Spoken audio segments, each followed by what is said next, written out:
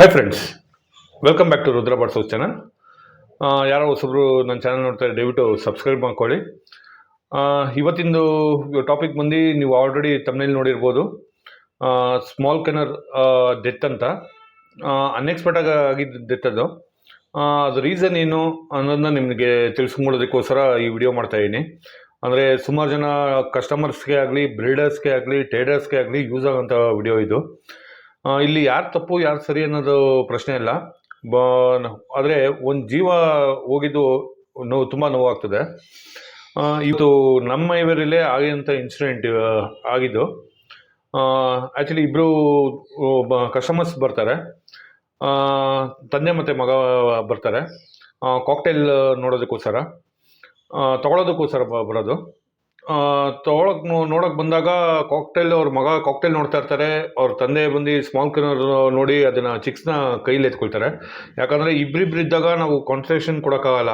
ಯಾರು ಏನು ಮಾಡ್ತಾರೆ ಏನು ಅನ್ನೋದು ಕನ್ಫ್ಯೂಸ್ ಆಗೋದು ಕಾಮನ್ ಥಿಂಗ್. ಅದು ಎಲ್ಲ ಶಾಪ್ ಕೀಪರ್ಸ್ಗೂ ಆಗೋಂಥ ತೊಂದರೆ ಇದೆ ಮೇನು. ಯಾಕಂದರೆ ಒಂದೇ ಸಲ ಅಟ್ ಎ ಟೈಮ್ ಕಸ್ಟಮರ್ ಬಂದಾಗ ಎಲ್ಲ ಕಡೆನೂ ನಾವು ವಿಸಿಬಿಲಿಟಿ ಕೊಡೋಕ್ಕಾಗಲ್ಲ. ಆವಾಗ ಆಗಿದ್ದು ಮಿಸ್ಟೇಕ್ ಇದು.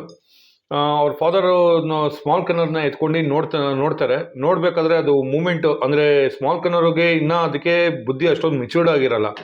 ಅಂದರೆ ಏನು ಮಾಡೋದು, ಏನು ಫ್ಲೈಯಿಂಗ್ ಇರಲ್ಲ, ಹ್ಯಾಂಡ್ ಟೈಮ್ಡ್ ಇರೋ ಬರ್ಡ್ಸ್ಗಳು.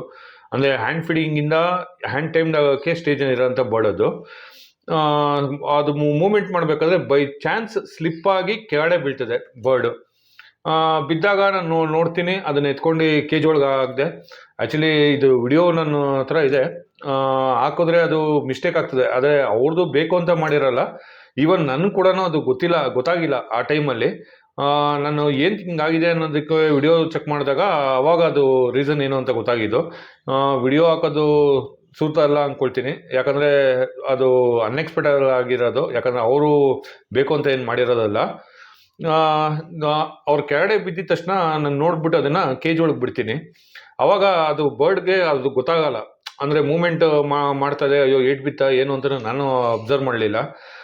ಜಸ್ಟ್ ಕೇಜ್ ಒಳಗೆ ಹಾಕ್ಬಿಟ್ಟೆ. ಅದಾದಮೇಲೆ ಕಸ್ಟಮರ್ನ ಅವ್ರಿಗೆ ಏನು ಬೇಕೋ ಅದನ್ನೆಲ್ಲ ಐಟಮ್, ಅಂದರೆ ಬರ್ಡ್ಸ್ ನೀಡ್ಸ್ ಏನು ಬೇಕಾಗಿತ್ತೋ ಅದನ್ನು ಕೊಟ್ಟೆ. ಮತ್ತು ಅವ್ರು ಬೇಕಾಗಿರೋ ಬರ್ಡ್ನ ನಾನು ಕೊಟ್ಟೆ, ಪ್ಯಾಕ್ ಮಾಡಿ ಅವ್ರ ಹತ್ರ ಮಾತಾಡಿ 2 hours 3 hours ನಾನು ನೋಡ್ಕೊಳ್ಳೇ ಇಲ್ಲ ಬರ್ಡ್ನ. ಯಾಕಂದ್ರೆ ರೆಗ್ಯುಲರಾಗಿ ನಾವು ನಮ್ಮ ಕೆಲಸ ಬ್ಯುಸಿಲಿ ನಾನು ನೋಡ್ಕೊಳಕ್ಕಾಗಲಿಲ್ಲ. ಆಮೇಲಿಂದ ನಾನು ನೋಡೋಕ್ಕೆ ಹೋದಾಗ ಬರ್ಡು ಫುಲ್ಲು ಸುಸ್ತಾಗಿ, ಅಂದರೆ ಅದು ಮೂಮೆಂಟ್ ಮಾಡೋಕ್ಕಾಗ್ದೇ ಕಣ್ಣು ಒಂದು ಕ್ಲೋಸ್ ಮಾಡ್ತಾಯಿತ್ತು. ಅವಾಗ ನಂಗೆ ಸಡನ್ನಾಗಿ ಶಾಕ್ ಆಯಿತು. ಏನಿದು, ಮಾರ್ನಿಂಗ್ ರೆಗ್ಯುಲರಾಗಿ ನಾನು ಮಾರ್ನಿಂಗ್ ಒಂದು ವಿಸಿಟ್ ಹಾಕ್ತೀನಿ. ಯಾಕಂದರೆ ನಿಮ್ಗೆಲ್ಲರಿಗೂ ಗೊತ್ತು, ಐವರಿನಂದು ಆಲ್ಮೋಸ್ಟ್ ಒಂದು 50 to 60 ಬರ್ಡ್ಸ್ ಇಕ್ಕಿದ್ದೀನಿ, ಬ್ರೀಡಿಂಗ್ ಪೇರ್ಸು ಮತ್ತು ಹ್ಯಾಂಡ್ ಟೈಮ್ಸ್ ಎಲ್ಲದಕ್ಕೂ ಒಂದ್ಸಲಿ ವಿಸಿಟ್ ಆಗ್ತೀನಿ. ಏನಾಗಿದೆ, ಏನು ಊಟ ಮಾಡಿದ್ಯಾ ಇಲ್ವಾ, ಇಲ್ಲ ನೀರು ಏನಾದ್ರು ಕುಡ್ದಿದ್ಯಾ ಇಲ್ವಾ, ಇಲ್ಲ ಅದ್ರ ದಿನಚರಿ ಯಾವ ಥರ ಇರ್ತದೆ ಏನು ಅಂತ. ಇಲ್ಲ ಬೈ ಚಾನ್ಸ್ ಏನಾದ್ರು ಪ್ರಾಬ್ಲಮ್ ಇತ್ತು ಅಂದರೆ ನಾನು CC ಕ್ಯಾಮ್ರಾ ಹಾಕ್ಸಿದ್ದೀನಿ. CC ಕ್ಯಾಮ್ರಾದಲ್ಲಿ ಕವರ್ ಆಗೋದನ್ನ ಗೊತ್ತಾಗ್ಬಿಡ್ತದೆ ನಮಗೆ. ಯಾಕಂದರೆ ಎಲ್ಲ ಬರ್ಡ್ ಕೇಜು ಕವರ್ ಆಗೋ ಥರ ನಾನು ಹಾಕ್ಸಿದ್ದೀನಿ.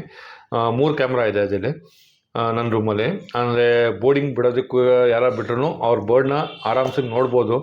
ಅದಕ್ಕೊಂದು ರೀಸನು. ಮತ್ತು ನಮ್ಗೆ ಏನೇನು ನಡೀತಾ ಇದೆ ಬರ್ಡಲ್ಲಿ, ಏನಾದ್ರು ಸಸ್ಪಿಷನ್ಸ್, ಅಂದರೆ ಏನಾದ್ರು ನಮ್ಗೆ ಗೊತ್ತಿಲ್ಲದಿರೋ ಘಟನೆಗಳು ಏನಾರು ನಡೀತದ ಅನ್ನೋದಕ್ಕೆ ಅದು ಕ್ಯಾಮ್ರಾ ಹಾಕ್ಸಿರೋದು ಉದ್ದೇಶ ಅಷ್ಟೇ. ಅದು ಆದಾಗ ನಾನು ಕ್ಯಾಮ್ರಾ ಚೆಕ್ ಮಾಡಿ ನೋಡಿದಾಗ ಅಲ್ಲಿ ಮಿಸ್ಟೇಕ್ ಆಗಿದ್ದು ನನಗೆ ಗೊತ್ತಾಗಿದೆ. ಅಂದರೆ ಅವ್ರ ಕೈಯಿಂದ ಒಂದು ಆಲ್ಮೋಸ್ಟ್ ಒಂದು 2 feet ಅವ್ರ ಕೈಗೂ ಮತ್ತು ನೆಲಕ್ಕೂ ಒಂದು 2 feet ಹೈಟಿಂದ ಅದು ಬರ್ಡ್ ಬಿತ್ತು.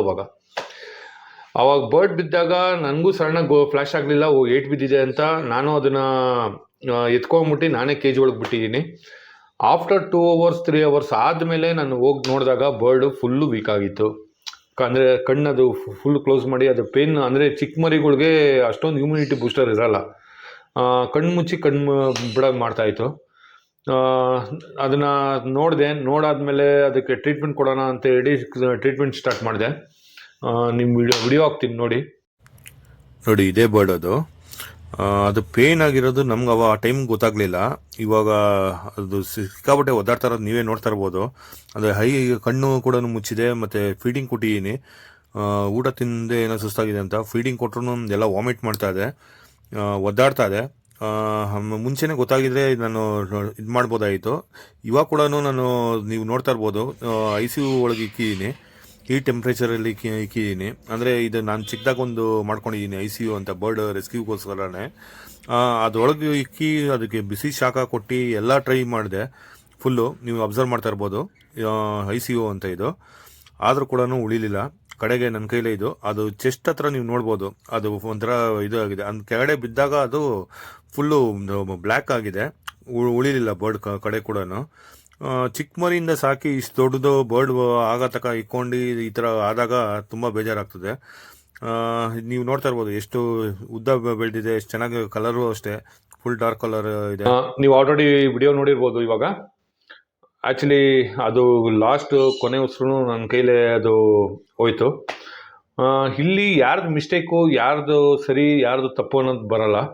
ಯಾಕಂದರೆ ನಮ್ಮ ಸೇಫ್ಟಿಲಿ ನಾವಿರಬೇಕು. ಆದರೆ ನಾನು ಮುಂದೆ ಒಂದು ಮಾಡಿದ ಮಿಸ್ಟೇಕು ಏನಂದರೆ, ಕಸ್ಟಮರ್ಗೆ ನಾವು ಡೈರೆಕ್ಟಾಗಿ ಹೇಳ್ಬಿಡ್ಬೋದು, ಸರ್ ದಯವಿಟ್ಟು ಕೇಜ್ ಮುಟ್ಟಬೇಡಿ ಅಂತ. ನಾವು ಅವಾಗ ಕಸ್ಟಮರ್ಗೆ ಬೇಜಾರಾಗ್ತದೆ ಒಂದು ಕ್ಷಣಕ್ಕೆ. ಆದರೆ ನಾವು ಸಾಕಿ ಬೆಳೆಸಿರೋಂಥ ಮರಿಗಳು ನಮ್ಮ ಕಣ್ಮುಂದೆ ಹೋದಾಗ ತುಂಬ ಮನ್ಸಿಗೆ ನೋವಾಗ್ತದೆ.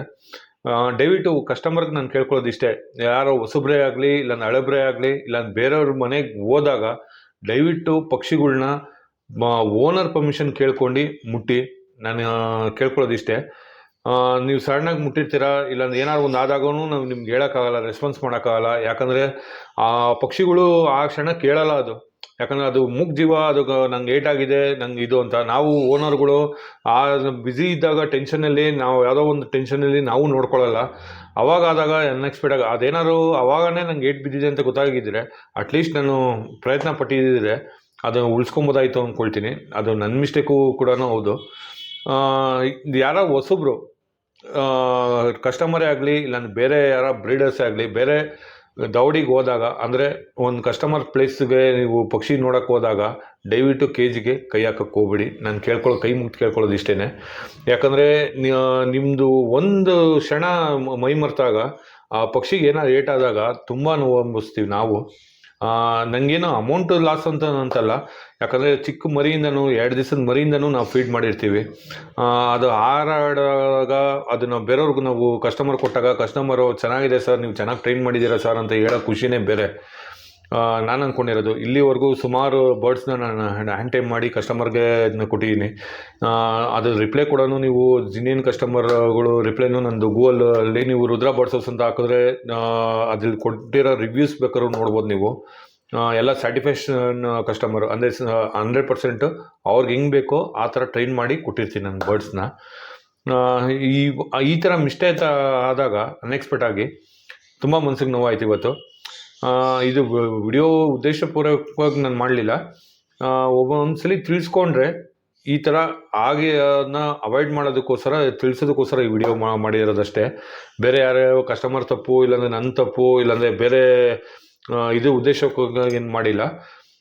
ಯಾರೇ ಟ್ರೇಡರ್ಸೇ ಆಗಲಿ, ಬ್ರೀಡರ್ಸೇ ಆಗಲಿ, ಇಲ್ಲಾಂದರೆ ಬೇರೆ ಕಸ್ಟಮರ್ಸೇ ಆಗಲಿ, ಹೋದಾಗ ಒಂದು ಸ್ವಲ್ಪ ಹುಷಾರಾಗಿ ನೋಡ್ಕೊಳ್ಳಿ. ಅದೇನಾದ್ರು ನೀವು ಕೈ ಮೇಲೆ ಎತ್ಕೊಂಡಾಗೂ ಅಷ್ಟೇ ತುಂಬ ಕೇರ್ಫುಲ್ಲಾಗಿ, ಅಂದರೆ ಒಂದು ಮಗುನ ನಾವು ಹೆಂಗೆ ಎತ್ಕೊಳ್ತೀವೋ ಆ ಥರ ದಯವಿಟ್ಟು ಫೀಲ್ ಮಾಡಿ. ಆವಾಗ ಅದಕ್ಕೂ ಸೇಫಾಗಿರ್ತದೆ, ನಾವು ಚೆನ್ನಾಗಿರ್ತೀವಿ, ಅದು ಚೆನ್ನಾಗಿ ಬರ್ಡ್ಸು ಚೆನ್ನಾಗಿರ್ತದೆ.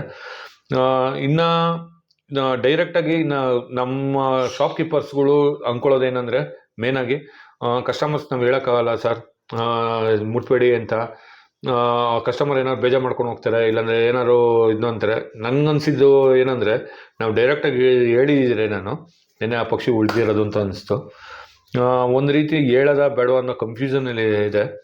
ಇದನ್ನು ನಾವು ಹೇಳೋದು ಸರಿನಾ ಇಲ್ಲಾಂದ್ರೆ ಹೇಳೋದು ತಪ್ಪ ಅನ್ನೋದನ್ನ ಕಮೆಂಟಲ್ಲಿ ನೀವು ಬರೆದಾಕಿ, ಏನು ಅನಿಸ್ತದೆ ಅನ್ನೋದನ್ನ. ಒಟ್ಟಿನಲ್ಲಿ ಇವತ್ತು ಸ್ಯಾಡ್ ಡೇ. ಇವತ್ತು ನಾನು ಒಂದು ಪಕ್ಷಿ ಎಕ್ಸ್ಪೈರ್ ಆಯಿತು.